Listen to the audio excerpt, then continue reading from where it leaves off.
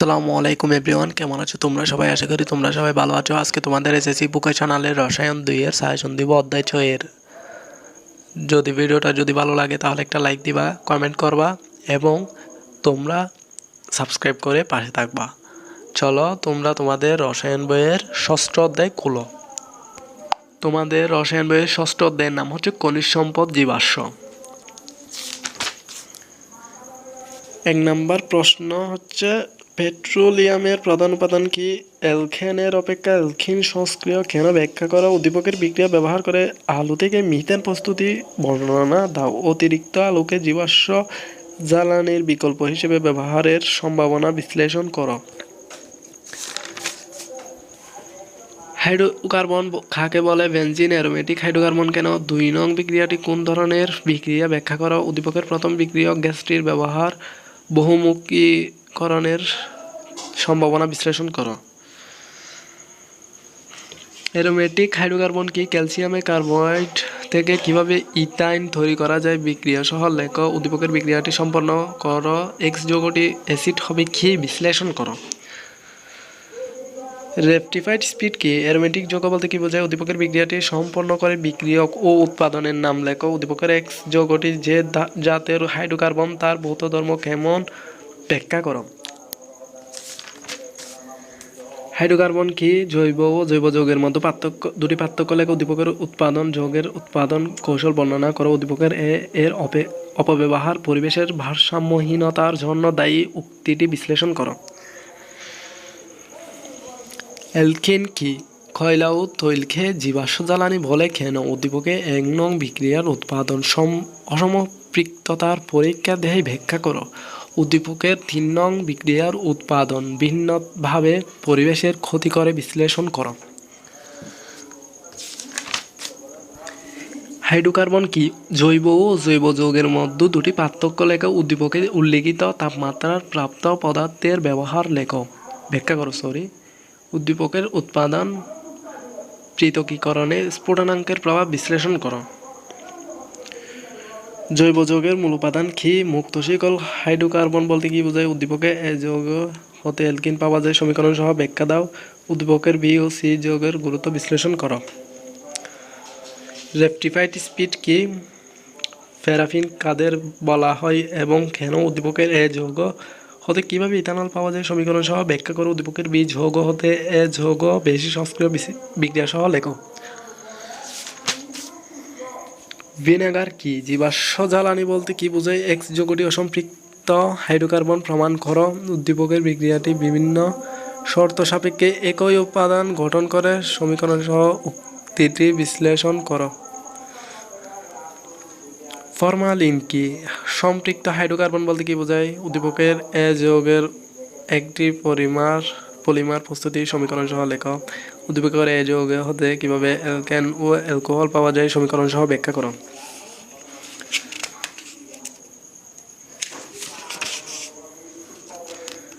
সম্পৃক্ত হাইড্রোকার্বন কাকে বলে? অ্যারোমেটিক যৌগ বলতে কি বোঝায়? উদ্দীপকের বিক্রিয়ক গ্যাসটি পূর্ণ দহনের উৎপন্ন গ্যাসটি গ্রিন হাউস প্রভাব সৃষ্টি করে। ব্যাখ্যা করো। উদ্দীপকের বিক্রিয়াগুলো স্বাস্থ্য, পরিবেশ ও জাতীয় অর্থনীতির ক্ষতি সাধন করে। মতামত দাও। রেপটিফাইড স্পিড কি? জৈব ও অজৈব যৌগের মধ্যে দুটি পার্থক্য লেখো। এ যৌগ হতে অ্যালকেনের উৎপাদন সমীকরণ সহ বর্ণনা করো। বি যৌগ থেকে জৈব অ্যাসিড তৈরি করা যায়, উক্তিটি তাৎপর্য ব্যাখ্যা করো। রেপটিফাইড স্পিড কি? জৈব ও জৈব যৌগের মধ্যে দুটি পার্থক্য লেখো। 1 নং যৌগের শিল্প উৎপাদনের মূলনীতি সমীকরণ সহ লেখো। 2 নং যৌগের অসম্পূর্ণ দহন পরিবেশ ও স্বাস্থ্যের জন্য ক্ষতিকর, ব্যাখ্যা করো।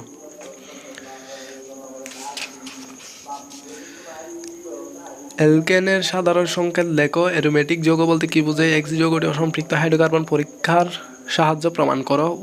উদ্দীপকের বিক্রিয়ায় উৎপন্ন যৌগ থেকে খাদ্যদ্রব্য সংরক্ষণ তৈরি করা সম্ভব কিনা যৌক্তিকভাবে বিশ্লেষণ করো। হাইড্রোকার্বন কাকে বলে?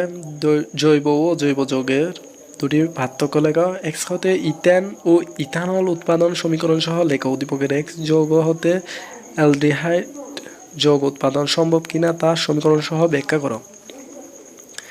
জীবাশ্ম জ্বালানি কি মিথেনের সাথে ক্লোরিনের বিক্রিয়া সমীকরণ সহ লেখো উদ্দীপকে প্রথম জ্বালানির আংশিক পতনে প্রাপ্ত উৎপাদনগুলো ব্যাখ্যা লেখো ব্যবহার লেখো উদ্দীপকের দ্বিতীয় জ্বালানির ব্যবহার বহুমুখীকরণের সম্ভাবনা বিশ্লেষণ করো। পলিমার কি অ্যালকোহল জৈব যৌগের কিন্তু হাইড্রোকার্বন নয় ব্যাখ্যা করো উদ্দীপকের উল্লিখিত দুটি তাপমাত্রার প্রাপ্ত পদার্থের ব্যবহার বর্ণনা করো উদ্দীপকের পদার্থটির বিয়োজনে সৃষ্ট অ্যালকিনের পলিমার পরিবেশের জন্য হুমকিস্বরূপ বিশ্লেষণ করো। রেপটিফাইড স্পিরিট কি অ্যারোমেটিক যৌগ বলতে কি বোঝায় উদ্দীপকের এই যৌগ শনাক্তকরণের একটি বিক্রিয়া সমীকরণ সহ বর্ণনা করো উদ্দীপকের এই যৌগ হতে কীভাবে অ্যালকেন ও অ্যালকোহল পাওয়া যায় সমীকরণ সহ লেখো। হাইড্রোকার্বন কাকে বলে বেনজিনের অ্যারোমেটিক হাইড্রোকার্বন কেন 2 নং বিক্রিয়াটিতে এ ও বি যৌগের মধ্যে পার্থক্য নির্ণয় করো উদ্দীপকের প্রথম বিক্রিয়ক গ্যাসটির ব্যবহার বহুমুখীকরণের সম্ভাবনা বিশ্লেষণ করো।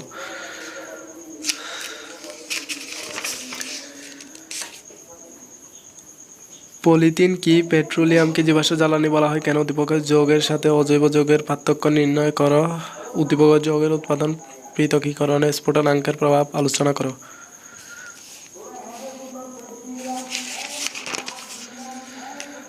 আশা করি তোমরা এগুলো পড়লে হয়ে যাবে, এর বাহির থেকে আরেকটাও পড়তে হবে না। এখানে তোমরা খ আর খগুলো শিখবা, গ আর গগুলো শেখার প্রয়োজন নেই। খ আর খগুলো মুখস্থ করবা, গ আর গগুলো কী করবা একটু বুঝে বুঝে পড়বা, বুঝছো? বুঝে বুঝে পড়লে তোমাদের গ আর গগুলো 100% আমি তোমাদেরকে বলতে পারতেছি খ আর কগুলো কমন পাবা, মানে যেরকম আছে সেরকম হুবহুব। গ আর ঘগুলো অনেক ক্ষেত্রে চেঞ্জ করে দেয়, যদি প্রশ্ন যদি কঠিন হয় চেঞ্জ করে দিবে, ঘুরিয়ে দিবে, তখন তোমাদের টেকনিক ইউজ মানে ব্রেন খাটিয়ে আনসার দিতে হবে, বুঝছো? আমি তোমাদেরকে একটা মানে ভিডিও দেব, এই ভিডিওটা শেষে ওই ভিডিওটা আমি করব। তোমাদের অলরেডি 6ষ্ঠ অধ্যায় পর্যন্ত সাজেশন দিয়ে দিয়েছি, মানে এই সাজেশনের পর থেকে আর সাজেশন পাবা না রসায়নের, তোমাদের আমি বাকি বইয়ের সাজেশন দিব।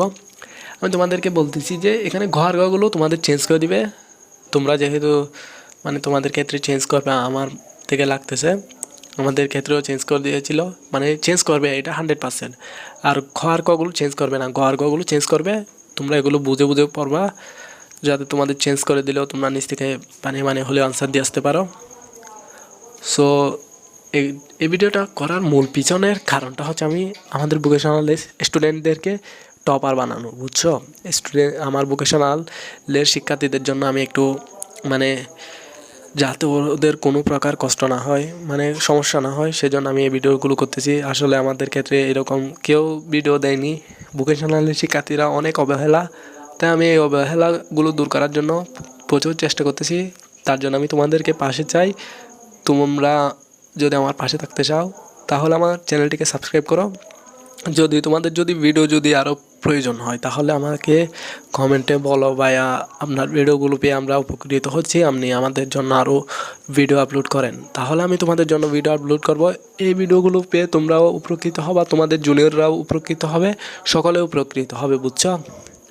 আর তোমাদের যদি প্রয়োজন না হয় তাহলে সাবস্ক্রাইব করারও কোনো প্রয়োজন নাই। তোমরা আমাকে কমেন্টে বলো যে ভাই আপনার ভিডিওগুলো এগুলো ফালতু, এগুলো করে লাভ নেই, এগুলো শুধু শুধু সময় নষ্ট করতেছেন, আপনারও সময় নষ্ট হচ্ছে, আমাদেরও সময় নষ্ট হচ্ছে, তাহলে আমি করব না। তোমাদের ভালো লাগে তাহলে তোমরা আমাকে বলো।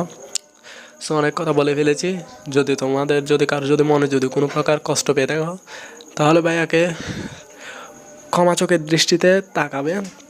এখানে আমি ইউটিউবে মানে নতুন, আমার অনেক ভুল হতে পারে, ভুল হলেও তোমরা আমাকে মানে ক্ষমা করে দিবা। সো এখন আজান হচ্ছে, তাই ভিডিওটা বন্ধ করে দিচ্ছি।